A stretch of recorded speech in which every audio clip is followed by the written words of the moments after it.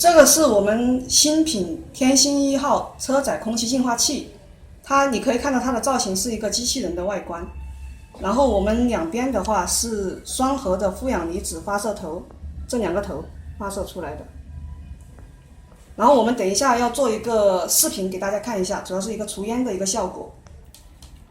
这个是我们做试验的一个容器，里面等一下我们会把它充满烟雾。这个容器你可以看到这个面是完全密封的，然后中间有一个小孔，等一下这个负氧离子就从这个小孔里面释放进去。那我们现在开始接通电源。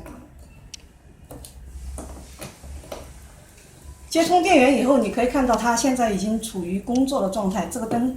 指示灯它是亮起来的。现在我们把负氧离子的头接进去，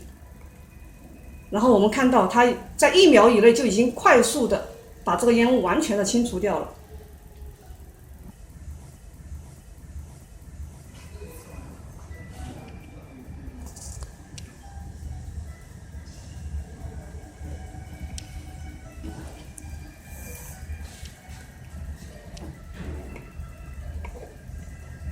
我们可以看到两边的净化效果都是一样的，都是1秒以内就可以快速的除掉这个烟雾。